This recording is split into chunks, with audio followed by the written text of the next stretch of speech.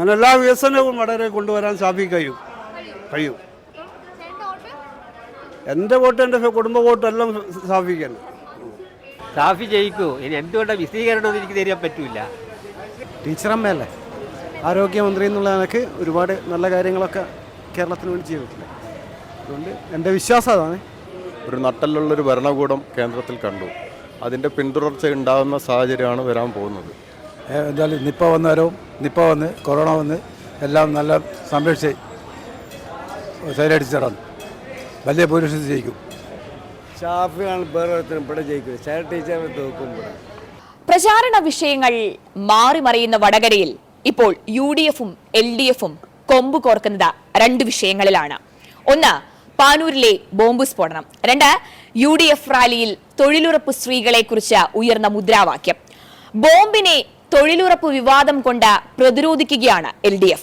വടകരയിലെ തന്ത്രങ്ങൾ ആർക്കു ഗുണം ചെയ്യും? വോട്ടർമാർക്കരികിലേക്ക് ഒരു അഭിപ്രായ സർവേയുമായി.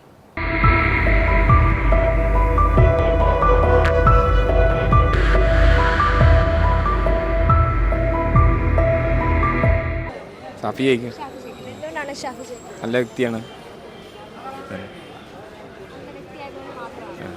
എല്ലാത്തിനും വിളിച്ചാലും അപ്പം റെഡിയാണ്. ഒരു ചെറുപ്പക്കാരനാണ്. ഞാൻ രാഷ്ട്രീയത്തോടെ അത്ര താല്പര്യമില്ല. എനിക്ക് വലിയൊരു പിടുത്തമൊന്നുമില്ല. ശൈലജ ടീച്ചർ ഒരു നല്ലൊരു വ്യക്തിയാണ്, അതുകൊണ്ടാണ്. ഷാഫി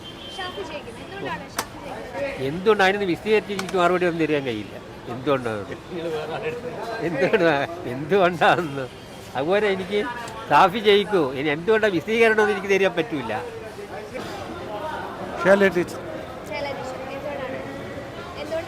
ടീച്ചറമ്മയല്ലേ, ആരോഗ്യമന്ത്രി എന്നുള്ള എനിക്ക് ഒരുപാട് നല്ല കാര്യങ്ങളൊക്കെ കേരളത്തിന് വേണ്ടി ചെയ്തിട്ടില്ല. അതുകൊണ്ട് എൻ്റെ വിശ്വാസം അതാണ്. ടീച്ചർ ജയിക്കും. വടകരയിൽ ഇപ്പോൾ നടക്കുന്ന തെരഞ്ഞെടുപ്പ് ലോക്സഭാ തെരഞ്ഞെടുപ്പാണല്ലോ. ലോക്സഭാ തെരഞ്ഞെടുപ്പിൽ 2 ടൈമിലും വിജയിച്ചിരിക്കുന്നത് നരേന്ദ്രമോദി സർക്കാരാണ്. അതുകൊണ്ട് തന്നെ നരേന്ദ്രമോദി സർക്കാർ പ്രകടന പത്രികയിൽ കഴിഞ്ഞ തവണ പറഞ്ഞ കാര്യങ്ങളൊക്കെയും നിർവഹിച്ചു.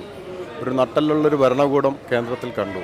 അതിൻ്റെ പിന്തുടർച്ച ഉണ്ടാകുന്ന സാഹചര്യമാണ് വരാൻ പോകുന്നത്. അതുകൊണ്ട് തന്നെയും ആ ഒരു നരേന്ദ്രമോദി സർക്കാരിന് പവർഫുള്ളായിട്ടുള്ള ഒരു സ്ഥാനാർത്ഥി വടകരയിലുണ്ട്, പ്രഫുൽ കൃഷ്ണ. എന്തായാലും ഷാഫി ജയിക്കും. മത്സരം തന്നെയാണല്ലോ ഇവിടെ നടക്കുന്നത്.